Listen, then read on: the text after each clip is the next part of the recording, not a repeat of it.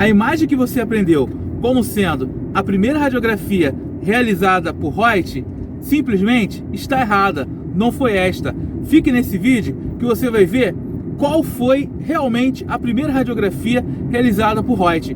Eu sou o professor Leandro Luiz, físico e escritor, e vou aqui, enquanto dessa serra, comentar um pouquinho com vocês sobre a descoberta dos raios-x. Então, fique ligado nesse vídeo e se você gostar, deixe seu like, se inscreva no canal e siga minhas redes sociais, Livro Leandro. Então, pessoal, por muitas vezes a gente deixa passar informações muito importantes ou até mesmo um grande amor na nossa vida, não é assim?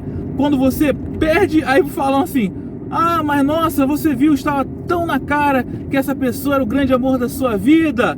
Então, com Reuter, a gente pode usar essa analogia. Por quê? Porque Reuter conseguiu enxergar aquilo que muitos outros físicos renomados da época, como Joseph John Thomson, que descobriu o elétron, enxergaram, talvez, né? Viram ali o fenômeno, mas não conseguiram ter aquele olhar clínico como Reuter teve para poder descobrir os raios-x. O que eu quero dizer com isso? Que Thomson, entre outros físicos, eles podem muito bem ter passado por ele ali o fenômeno dos raios-x, né? Eles podem ter observado, porém não enxergaram da maneira que Wilhelm Conrad Reuter enxergou. Wilhelm Conrad Reuter era um físico alemão, um físico assim como o professor Leandro. Leandro, mas o que é um físico? Um físico é um cientista que estuda os fenômenos naturais, estuda a natureza. Então, a física, a gente divide em duas áreas, vamos dizer assim: a física teórica e a física experimental, tá? A física teórica, como o nome já diz, são aqueles físicos que se dedicam a estudar as teorias. E através das teorias, muitas grandes descobertas vêm também. Já o físico experimental é como o professor Leandro. Estou descendo agora para ir para um laboratório. Então, assim, a nossa rotina de trabalho, a nossa mente pensa através de experimentos científicos. Então, assim, Reuter era um físico experimental. Por isso que ele estava no laboratório da Universidade de Linep, na Alemanha, quando ele descobriu os raios-x. E como que foi isso? Vou contar para vocês. Deixa eu só parar aqui porque o Evandro Mesquita tá aqui na frente. Como? Porque ele tá ali. Porque tá tendo uma blitz.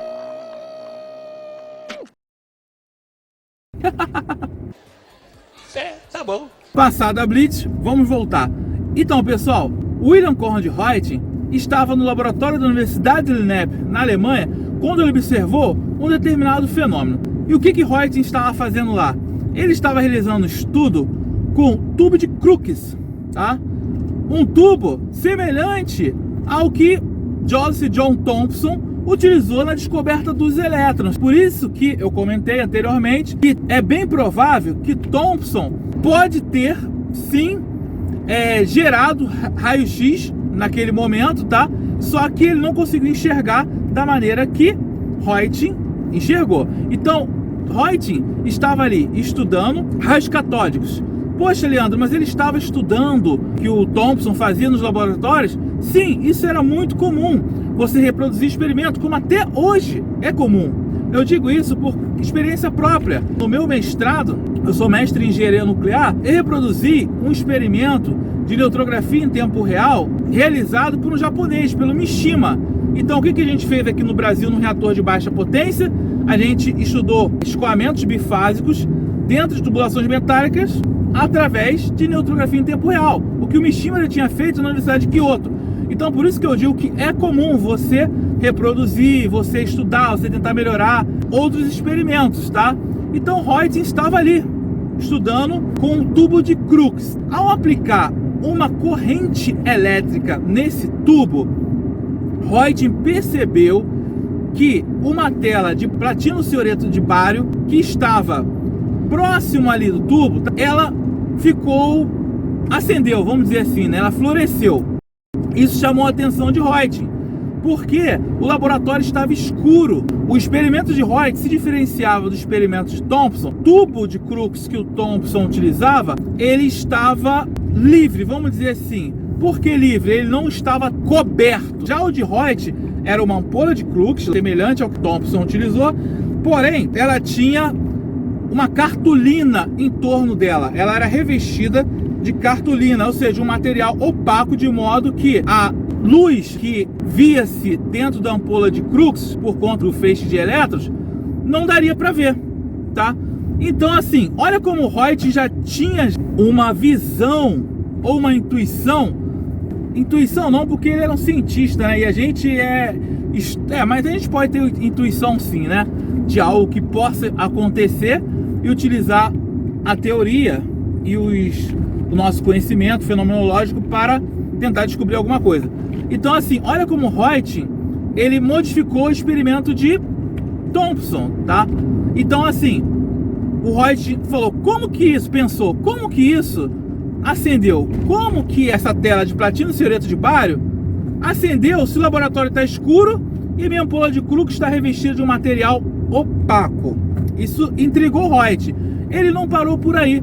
O que o Reuter fez? Ele começou a colocar entre essa tela de platino cianeto de bário e o tubo, a ampola, ele começou a intercalar com outros objetos. Ele colocou um livro, foi colocando vários objetos ali. Estou sendo bem breve, tá, pessoal, na descoberta dos raios-x, porque é um vídeo que eu não quero que fique muito grande, né? Também, se você quer ter uma explicação bem mais detalhada em relação à descoberta dos raios-x, aonde eu falo ali através de diversas páginas, eu recomendo você dar uma olhada nos materiais da Livro Leandro. Você tem o livro Curiosidade em Física das Radiações, que é um livro que é um sucesso em todo o Brasil, e hoje ele está disponível também através da Amazon Global. Você pode adquirir em qualquer lugar do mundo. Você que mora aí fora do Brasil e tem curiosidades em física das radiações, você pode garantir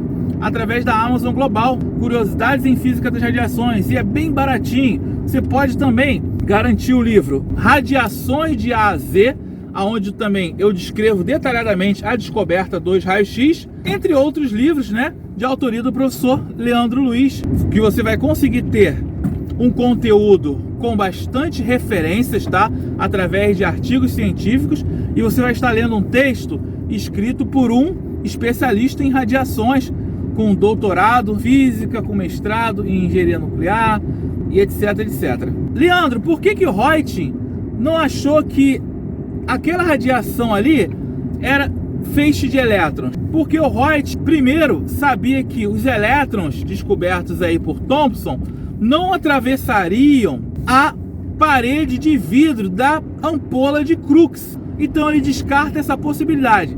E ainda assim é aplicado campo eletromagnético. E se por acaso fosse elétrons, essa nova radiação seria desviada por campos eletromagnéticos, uma vez que o elétron é negativo.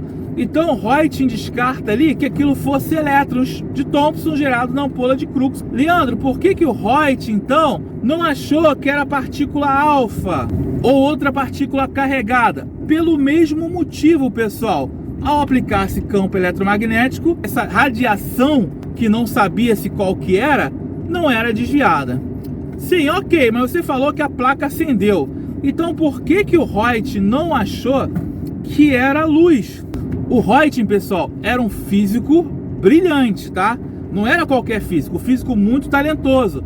Então, assim, o Reuter sabia que não era a luz visível, porque o laboratório estava todo escuro e o seu experimento estava coberto com cartolina. Além disso, o Reuter sabia que não poderia ser luz por conta de diversas outras características que a luz tem, que eu comento nesses livros citados, como Curiosidades Físicas das Radiações de AZ, me aprofundo mais ali, e o Reuter descarta que fosse luz. Então, Reuter chega à conclusão que esse novo tipo de radiação era uma radiação desconhecida, a qual ele chama de X. Por que X? Porque na matemática, X é a letra que representa algo que você não conhece, uma incógnita. Então ele batiza com o nome de raios-x.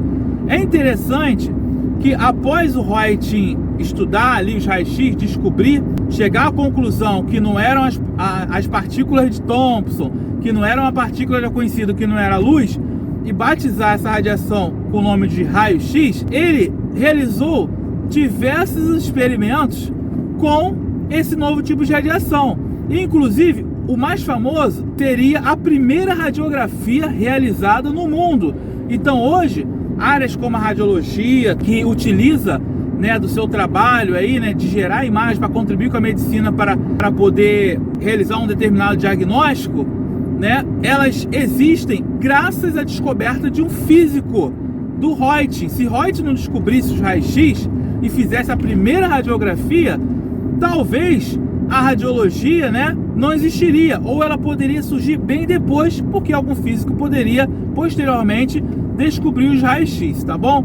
Então, assim, o que Röntgen fez? Ele realizou a primeira radiografia, que foi a radiografia da mão esquerda da sua esposa Ana Berta. E é bem interessante que tem uma passagem que está lá no livro, tá? Curiosidade Física de Radiações e no Radiações de AZ, que o Röntgen diz o seguinte: ele fala para a esposa dele: quando ficarem sabendo o que eu estou estudando, certamente vão dizer, Röntgen deve estar louco. Olha só, porque era algo tão diferente, né, não visto ali na física, que o Röntgen achou isso.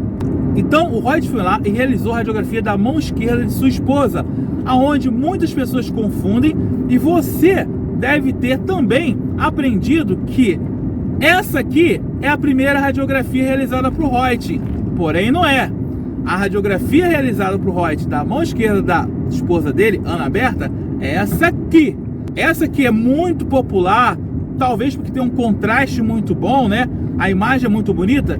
Foi a radiografia que Röntgen realizou de um anatomista posteriormente, já da descoberta dos raios-x, quando ele dava uma palestra, fazia uma apresentação, e aí ele realizou a radiografia do anatomista. Então, guarde isso aí na memória de vocês, porque um dia pode cair no concurso, ou então vocês podem se deparar com os estudos e ver essa radiografia aí, então você já sabe qual radiografia que Röntgen realizou. Além da radiografia da mão de sua esposa, Röntgen realizou outras radiografias de uma bússola, de pesos que são utilizados em laboratórios, entre outras. Então, pessoal, vocês têm mais alguma curiosidade em relação à descoberta dos raios-x? Deixa aqui nos comentários. Foi bem legal. Eu gosto de chamar a atenção para a descoberta dos raios-x, porque Röntgen conseguiu enxergar o que muitos físicos não conseguiram enxergar. E como eu falei, físicos renomados da época. Vale a pena ressaltar que Röntgen, depois da sua descoberta, enviou imagens, relatórios sobre suas descobertas para diversos cientistas do mundo. Olha como que o Röntgen, já naquela época, tinha uma visão de marketing, de engajamento, né? Ele descobriu lá no laboratório e foi enviando para outros físicos de todo o mundo para terem conhecimento de sua descoberta. Um outro fato interessante é que Röntgen publicou poucos artigos em toda a sua carreira, artigos científicos, sendo relacionados aos raios-x apenas 3. É isso mesmo, apenas 3 artigos relacionados aos raios-x. Hoje mesmo, eu aqui, Leandro, físico, só relacionado a radiações ionizantes, incluindo o raio-x, eu tenho 10 vezes mais artigos do que Röntgen, entendeu? Somente sobre radiações ionizantes ou relacionados à radiação X.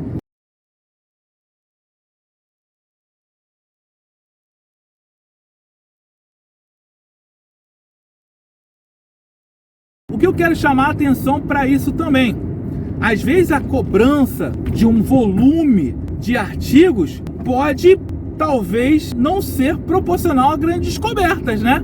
Esse é um pensamento meu, claro, né? E respeito todas aquelas pessoas que pensam diferente. Então é isso aí, pessoal. Espero que vocês tenham gostado bastante sobre esse vídeo. Se você assistiu até aqui, você pode deixar aí no comentário, assistiu. Se você tem interesse em adquirir algum dos nossos livros, da Livro Leandro, livros relacionados à descoberta dos raios-x, a radiações, entre em contato com a gente, escreva eu quero aqui nos comentários, ou mande uma mensagem para as redes sociais de Livro Leandro, ou o e-mail livroleandro@gmail.com. Aqui eu termino a descida da serra, termino o meu vídeo, espero que vocês tenham gostado. Abraço e paz, tchau, tchau!